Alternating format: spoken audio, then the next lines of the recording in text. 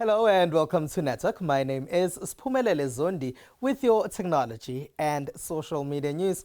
We hope you still are keeping safe where you are and staying indoors. It's SABC Network on Facebook, Twitter and Instagram.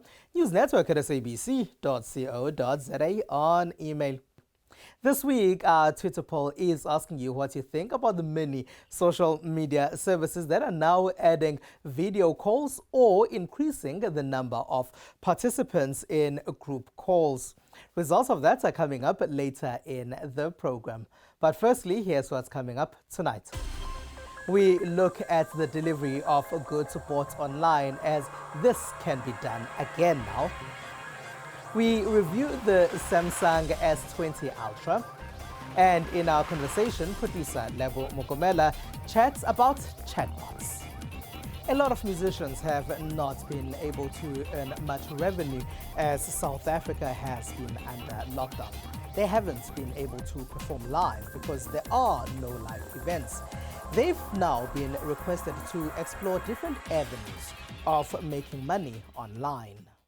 Performing arts institutions or playhouses that have relevant infrastructure or facilities used for the creation and production of local content.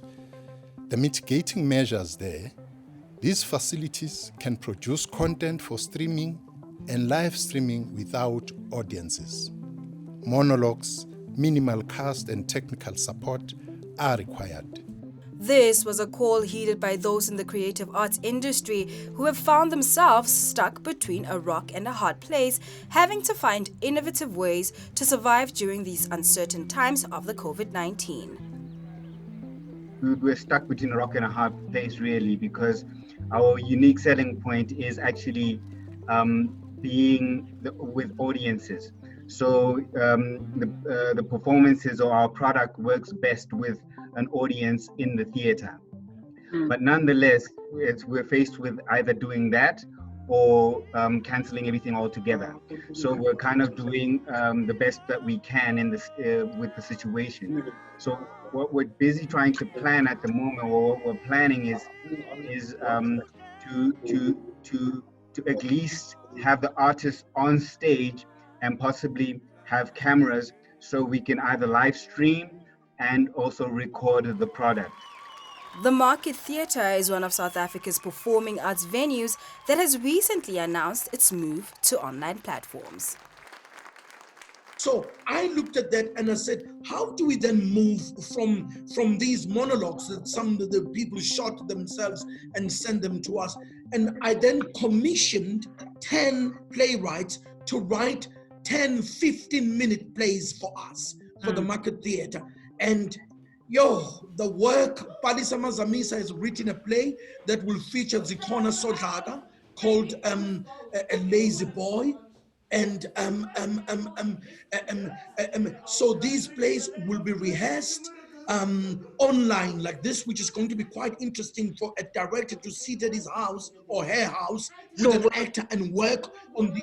Then the next week, we move all of that to the market. We shoot these plays with high definition cameras, which we will then load onto the digital platforms. Having that most theatre productions are heavily reliant on ticket sales, one can't help but pose a question of how the industry plans on generating revenue from digitally streamed plays. There has been a couple of shows, especially music shows and concerts that are already in that space. So it's finding a service provider that specializes in that, and so that there's also Broadway HD social websites like that, where you go in and then you're able to click on to the show, and it gives you a limited amount of time. So it's either one screen or two screens depending, and also gives you a certain period of time, and then you pay for that. What is lovely for me, it becomes also a catchment of a new audience, because there are people that are going to watch these plays who have never been to the market in their lives. They're comfortable, yeah. So they will watch these pieces, and then we are able to then get those people to come to the theater. And so it is a very worthwhile investment. The COVID-19 pandemic has seen the fourth industrial revolution move in a rapid pace, forcing industries worldwide to migrate to the digital space. Whether this new normal will be sustained post the pandemic, only time will tell. We've been playing around with the Samsung S20 Ultra. Here's more information about it. Hi guys, my name is Leila Sonjika and today I've been entrusted by Samsung Galaxy to be talking about the S20 Ultra. And when I say Ultra, I'm talking the ultimate lost number of Samsung Galaxies. So what I'll be talking about are a few of my favorite things about this gadget. And firstly, of course, I have to start with the camera, because when I start with the camera, what else do I need to start with? With this camera, the selfie camera has about 40 megapixels. What more can you ask for than 40 megapixels? Going to the back camera, the camera can go up to 100 times zoom. But for my preference, I would choose at least 30 zoom, because when you go from 30 upwards, you will get a more pixelated picture.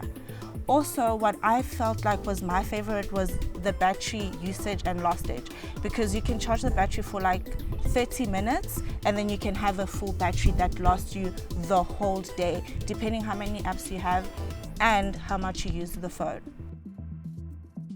It's how fast the touch is, because the software is of course upgraded, and with that meaning that the touch is as quick as you go. It's very faster than what it used to be because of the software upgrade. And it has an ultrasonic fingerprint, which means it's actually at the front instead of the back, like the Note 10. Also, need I not forget, if you're a person that has a vlog or has a YouTube channel or something going on, with this phone and its space, you have the perfect coverage, because it comes with 128 gigabytes internal. And imagine if you use a memory card also, it can go up to 1 trillion. This phone is perfect for you. And of course, with its cinematic screen, because don't forget, it is 6.9 inches. And of course, for you vloggers, YouTubers, anyone that's a content creator, no matter how big you are, using this phone, it comes with a pre-editing, meaning that you don't really have to edit, because it would be only as perfect as you want it to be. It is very perfect for its 4 cameras. I stand to be corrected, as it is a very good phone. Not very light compared to the other phones, because I'm sure that is because of the battery size and how big the battery is and the size of the screen. Don't forget that it also comes, like any other Android Samsung phone, it also comes with a Samsung Pay, which is also protected by the Samsung Knox, which means you don't have to carry your card anywhere, and everywhere you go that you have to tap, you can just use your phone and tap while you go. Don't have your banking details, it doesn't have anything, because everything is protected with the Samsung Knox. Also, with me having to say that, go to the nearest store, Samsung, and just play around with this phone, and I promise you, you won't regret it. Under level 5, we were told that deliveries of goods bought online could not be done. We've even told you how the E-Commerce Africa Forum was requesting government to do this. Well, we've now been told that people can deliver goods that have been bought online.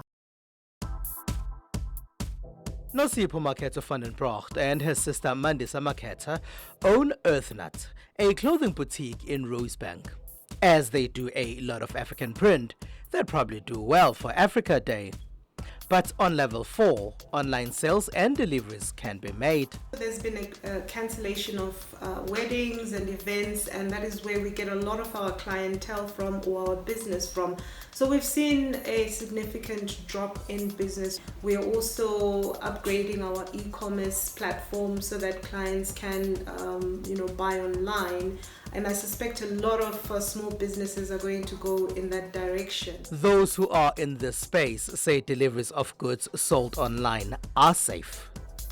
Buying online is still one of the safest ways to actually shop, because you can always return the goods, and your card details are usually very, very safe. One of the safety measures that is being put in place by e-commerce companies in South Africa, for example, is disinfecting of goods, making sure that they're taking those safety precautionary measures and measuring their staff's the staff's temperature, and also using safety PPE equipment like masks, gloves, and sanitization as well before they actually work with goods.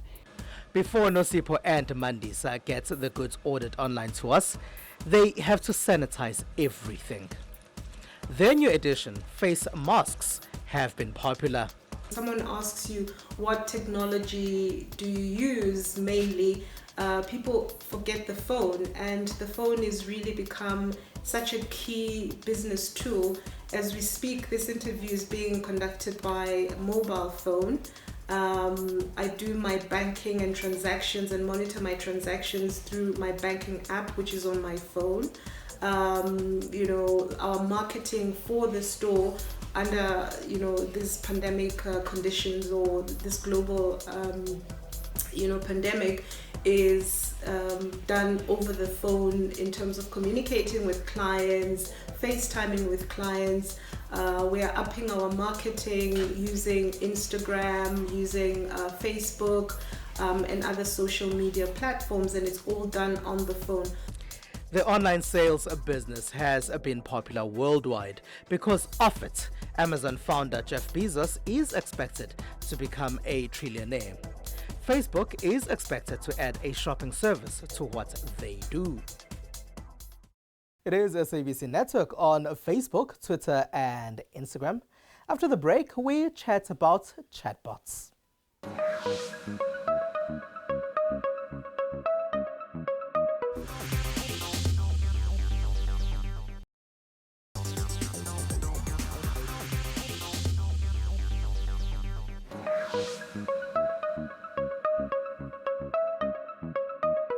It is SABC Network on Facebook, Twitter, and Instagram. News Network at sabc.co.za on email. Welcome back. As we can't go to the office, or if you are in an industry that's allowed to go to the office, only a fraction of staff members are allowed there. One method of interacting with customers and clients is the use of chatbots. Customer service centers like this one may in a matter of time be replaced by chatbots. The integration of chatbots and other artificial intelligence solutions in the workplace have been on a rise since COVID-19 was declared a global pandemic. Lockdowns have seen frontline service agents working from home, practicing social distancing, leaving a gap for chatbots and robots alike to take over the reins. Here's a producer, Lebo Mokomela, with a conversation about chatbots and how they can actually assist in this time that we are in at the moment. Vodacom just launched a chatbot by the name of Toby, and I think it's spelled backwards, it's iBot. Can you just please tell us more about that? Yeah, so Toby is our chatbot. We launched him about 18 months ago now. We call him we refer to him as him in the office because we've got to teach him quite a bit. He misbehaves. But Toby stands for iBot back in reverse. You're completely correct. It basically stands for intelligent bot. And it's really because we use artificial intelligence as well as machine learning in the background to make Toby work. We're going through this pandemic right now, and that requires us to have less human-to-human interaction, right? So solutions like Toby are great for this particular time. But what does this exactly mean for human jobs? Fortunately, we've been on this digitization journey for a while as Vodacom. So we, in terms of, when COVID hit us and an absolute humanitarian crisis, we were able to leverage our digital assets to support our human workforce. So if I look at Toby today, basically what Toby's enabled us to do is to actually engineer social distancing. I think as well, we were quite advanced in terms of working from home for our staff. So we could leverage Toby in I would call it the immediate phase after COVID and the lockdown to actually manage the light, repetitive customer queries and allow our workforce to actually deal with the complex queries that our customers have. I think, Toby's evolving to do more and more, but basically, Toby in this format, and I think going forward, complements our human workforce. And I'll talk to you a little bit about that later in the interview. And how does chatbots like Toby complement the human employee? Yeah. So Toby is basically, we call it really sophisticated artificial intelligence supported by machine learning. And so if you look at the majority of our Toby team, and we work in an agile way with basically co-located teams, different skills, sort of technical skills, SME skills, etc., are actually from our frontline customer engagement workforce. So we've had to reskill people to actually be able to help Toby, to help our customers. So I think, Toby is a good intersection of, basically the combination of human and technical. Toby doesn't exist without humans. So we've got a unit in the background called the Neural Network Training Unit. And basically what these individuals do is they help Toby to understand. So when Toby doesn't understand, and when you engage with Toby, you can reach out to a frontline contact center agent or support person at any time. But when Toby doesn't understand and says, "Listen, I'm going to hand you over to a frontline person to assist you with your query because it's too complex for me for now," these individuals in the background actually train Toby to understand what the customer said and how to deal with that query in the future. So it's a constant iteration and learning that we've got to go through. So that's kind of the machine learning component. But it really requires, at this stage, human input. We have seen since, the outbreak of COVID-19, people have sort of had to adapt to the new ways of living, or the so-called new normal, which majorly means going digital, right? Like we do it now, we're having virtual meetings. But so do you see the COVID-19 forcing the hand of people and forcing the rapid use of technology and AI? Yeah, so I saw a meme the other day that COVID-19 is actually the new CTO, because basically, COVID has actually forced this transformation where we have to leverage digital. I think, there's almost this stage of preparedness that needs to happen. So it's almost preparing for COVID that I think we've been fortunate on in terms of reskilling people, etc. But I think you have to digitize your business to be able to support the customer of the future, to engineer social distancing, because COVID isn't going away anytime soon. God willing, it does. But I think we have to your point, live with this new norm for, kind of the near term. And I think that COVID has certainly accelerated the digitization. I think what we have to be cognizant of as leaders is to make sure that we don't leave people behind, that we actually reskill our people to go on this journey with us. Talking about reskilling and upskilling, somebody just mentioned being intimidated by technology. Do you think that our people or people at large would be open to learning new digital skills? Yeah, personally, I'm intimidated. You never know all the answers to things. I think you've got to have almost this appetite to learn. I think what's important in this world, and especially in this new digital age, is information is quite easy to access. I had a topic this morning with someone, and after that, I went onto YouTube, and you go and you search it, and actually there's a really cool 2 or 3 minute brief on exactly what's going on. And I think learning the principle and then diving into the area that you want to specialize in, it's pretty accessible in this world. But I think being vulnerable is normal, because you will not have all the answers in this digital world. It's pretty complex. But I think, the access to information and I think the willingness to learn is certainly all that you need. I think that's it from me. It was such a pleasure having you in Network. Thank you so much.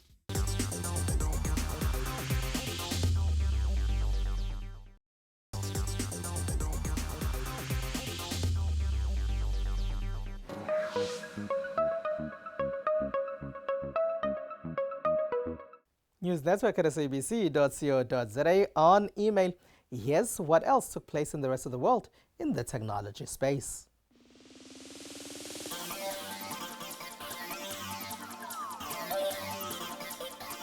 Ireland's Menno Aero should have been dropping off its first takeaway orders around a Dublin University campus by drone in March, but then the coronavirus pandemic shut the country. Within a week, the drone company was testing out a different concept, delivering medication and critical supplies to isolated elderly people. Menno worked with Ireland's health service operator to test the service in Monegal, the small Midlands town best known for its ancestral links to former US President Barack Obama. After a number of weeks flying to and from residents' homes, the local pharmacy and convenience store says it has proved the technology works. We're delivering critical food supplies and pharmacy products to the inhabitants of the town that are cocooning during the pandemic. We're delighted to serve the people of the town, who are also very delighted to get everything they need in less than 3 minutes. Menno will continue the deliveries on a non-commercial basis and could cover 600 towns around the country by the end of the year. Here, locals are running a dedicated phone line rather than a mobile phone application, so more vulnerable residents like Fildema 70 can order bread and milk and have her prescription medicine brought to the door. Well, it means an awful lot to me. I'm 70 years of age and I have to get a lot of medicines and that, and for groceries and everything. It's absolutely fantastic that it's delivered by drone. I thought I'd never see the day that would happen, that I wouldn't have to be getting into my car and going into town to collect it. So it's absolutely fantastic technology. Menno, which partnered with food delivery giant Just Eat on the postponed university project, hopes to ultimately replace road-based delivery. In Singapore, Singapore's military has launched a mobile swab station to test for the new coronavirus with the aim of keeping medical staff safe as the nation works to test all migrant workers. It consists of a modified military ambulance with a clear plastic barrier at the rear of the vehicle, outfitted with gloves, and was created by engineers. The Defense Ministry says the mobile unit can be set up in 15 minutes. Army engineers also created an app to scan and save patients' information and make labels for samples more efficiently. This week, Singapore confirmed another 752 cases of coronavirus, bringing its total number of cases to 25,346, according to the Health Ministry. Using virtual reality technology to connect with the past, every year, Palestinians commemorate the Nakba, when they were forced from their land during modern Israel formation in 1948. But Palestine VR founder Salem has created virtual tours online to show Palestinians what their homeland used to look like. A lot of Palestinians have never actually been to Palestine or seen Palestine because of Israeli restrictions. So we wanted to offer Palestinians, especially living abroad in the diaspora and exile, a chance to see Palestine for the first time in immersive reality. And it's a sad reality, but we hope to connect Palestinians with Palestine. Mal al-Shihab, a Palestinian refugee born in Syria, has developed Palestinian open maps, an interactive database of Palestinian villages and Jewish towns as they stood back then. He says the project helps connect Palestinians to places that no longer exist. Rallies to mark the Nakba normally take place on May 15, the day after Israel Independence Day in the Western calendar. Palestinians will be hoping that next year they will be able to resume. Until then, a virtual one is available instead.